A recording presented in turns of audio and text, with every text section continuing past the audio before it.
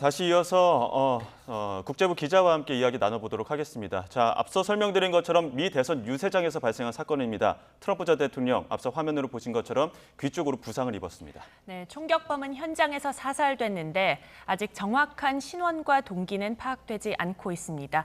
국제부 김도환 기자와 함께 새로 들어온 소식 정리해보겠습니다. 어서 오세요.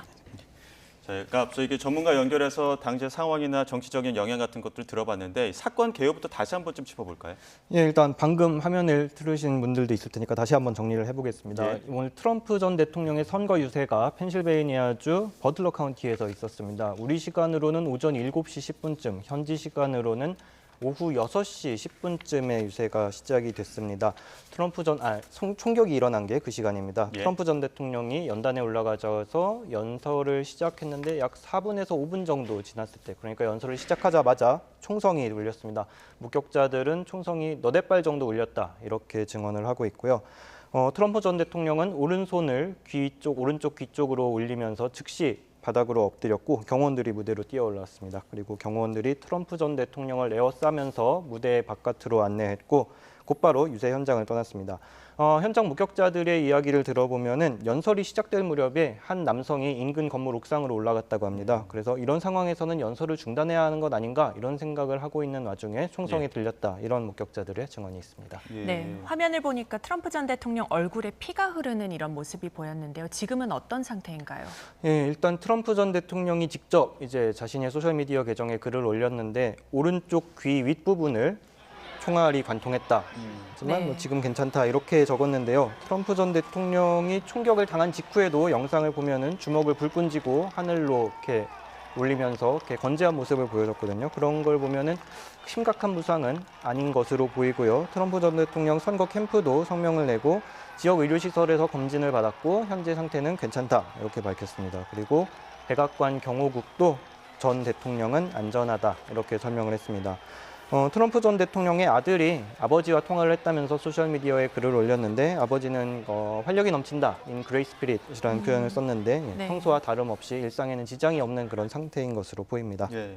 지금 이제 누가 왜 이런 짓을 저질렀는가 이런 부분에 대해서는 지금 확실하게 지금 현장에서 좀 파악이 돼야 되는 부분인데 총격범은 일단 현장에서 숨진 거죠.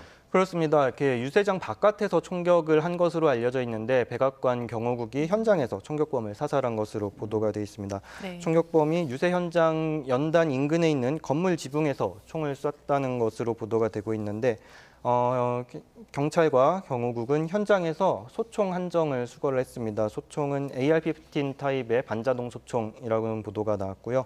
예. 아직 총격범의 신원과 동기가 파악이 되지 않았지만 이 총기의 총번을 가지고 이 시리얼 넘버를 가지고 구입 기록을 추적하면 총격범의 신원을 접근을 할 수 있는 단서가 될 것으로 보입니다. 경호국은 이번 사건을 암살 미수 사건으로 보고 수사를 하고 있습니다.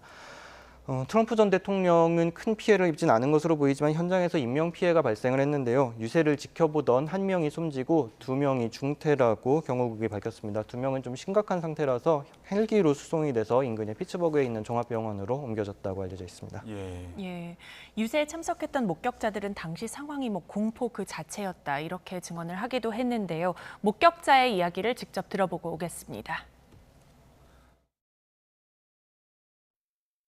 I was standing there, and all of a sudden it sounds like firecrackers going off. But then I heard the shots, and then all of a sudden somebody hollers, "Get down on the ground," and everybody's going down on the ground as low as they can get. Then the Secret Service comes running up through and says, "Everybody out, get out of here now." They're scared. Yeah, they're scared. You're right. Yeah. They're scared. 네, 지금 넉 달 정도 앞둔 미국 대선이 최근 과열되는 분위기였는데 현지 반응은 어떻습니까? 예, 일단 바이든 대통령 별장에서 주말을 보낼 계획이었는데 급히 백악관으로 돌아왔죠. 그리고 돌아오기에 앞서서 현지에서 대국민 연설을 내놨습니다. 이번 총격 사건을 강하게 규탄을 했습니다.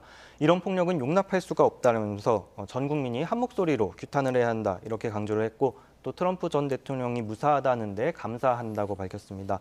바이든 대통령은 트럼프 전 대통령과 전화 통화도 했는데요. 일단 자세한 통화 내용은 알려지지 않고 있습니다만 일단 통화가 이루어진 걸로 봐서는 트럼프 전 대통령의 상태가 대화를 할 수 있는 의식이 있는 상태인 것으로 보이고 또 두 사람이 통화를 하면서 어떤 이렇게 안부를 묻고 네. 앞으로의 일정들을 확인했을 걸로 보입니다.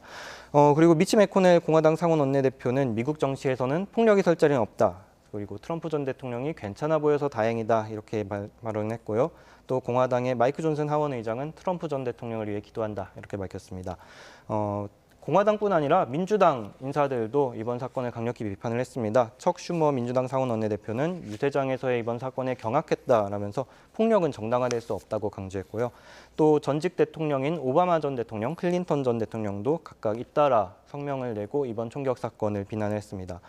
정치인은 아닙니다만 트럼프 전 대통령을 진작부터 지지해왔던 일론 머스크 테슬라 최고 경영자도 트럼프 대통령을 전적으로 지지한다라면서 쾌유를 빈다고 밝혔습니다. 예, 상하원의 주요 인물들은 이제 트럼프 전 대통령의 쾌유를 빌기도 하고 좀 어떻게 보면 이러한 어떤 그 극단적인 정치 행위에 대해서 비판하는 모습들도 있었는데 이러한 가운데 또 최근에 들어온 그 현지 보도에 따르면은 공화당이 벌써부터 트럼프 전 대통령을 무조건 저지해야 한다는 바이든 대통령의 선거 메시지가 지금 이번 사건의 원인이 됐다 이렇게 좀 공세를 피는 부분들도 있어서요. 네, 그런 모양입니다. 일단 정치인들은 어떤 사건이든 최대한 자신들에게 유리하게 가져가려는 것이 또 본능적인 거이고 또 정치공학적으로 볼 때 뭐 그런 게 자신들에게 유리하다 이렇게 생각을 할 수도 있겠죠. 그래서 지금 보면은 공화당의 주요 인사들은 바이든 캠프에서 트럼프 대통령을 너무 멸하세웠다. 이를테면 트럼프 전 대통령은 뭐 다들 잘 아시겠지만 호불호가 극단적으로 엇갈리는 인물 아니겠습니까? 네. 특히나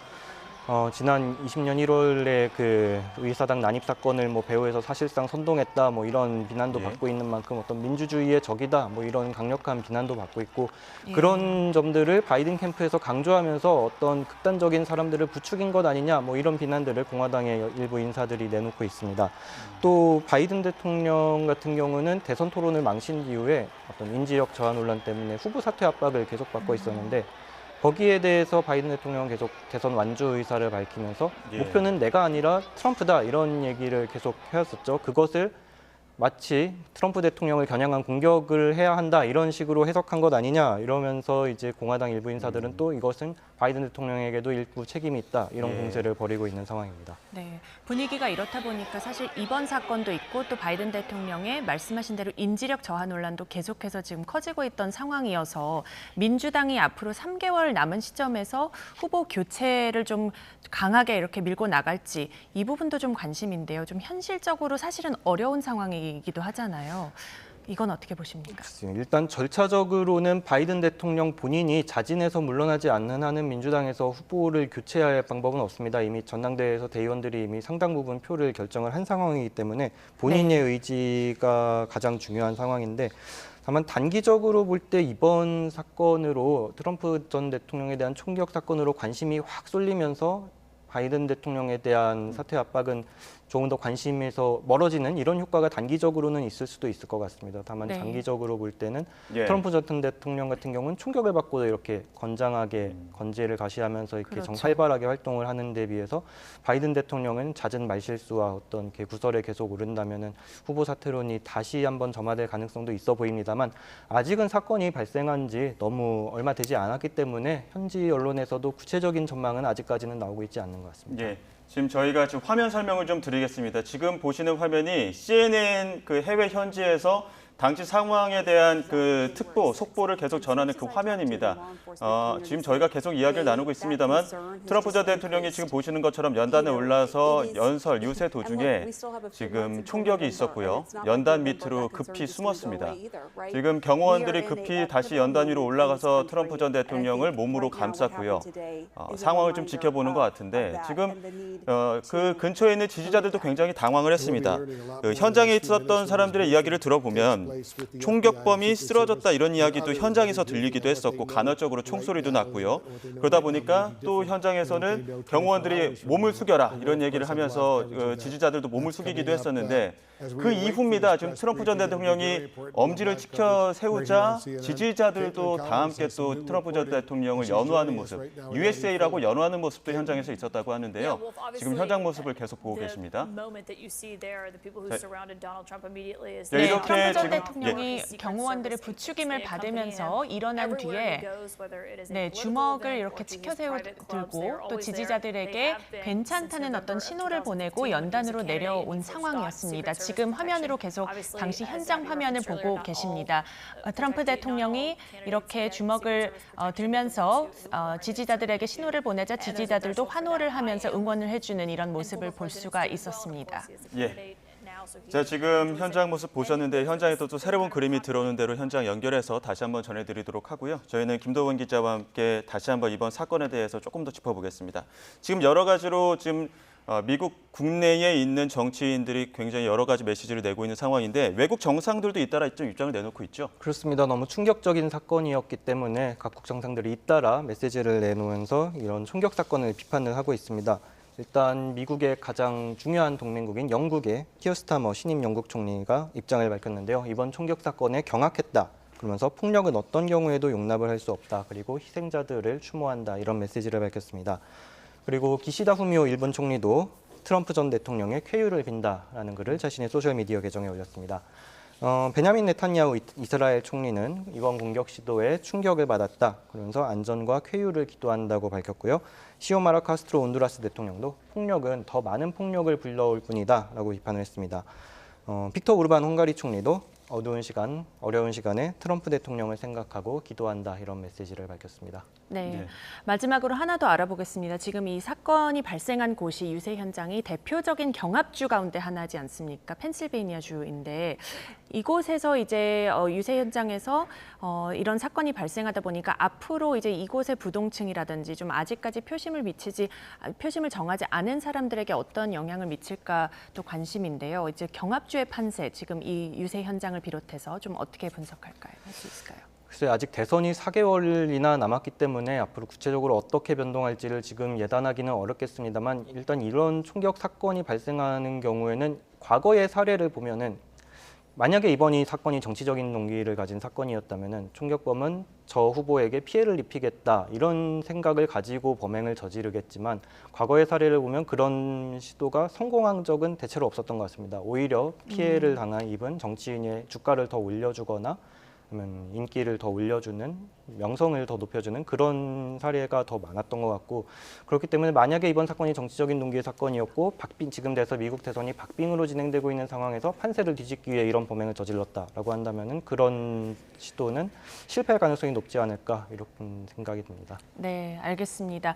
트럼프 전 대통령 유세 현장 총격 사건 속보 알아봤고요. 저희는 새로운 소식이 들어오는 대로 계속해서 업데이트해서 전해드리도록 하겠습니다. 지금까지 국제부 김도원 기자와 함께했습니다.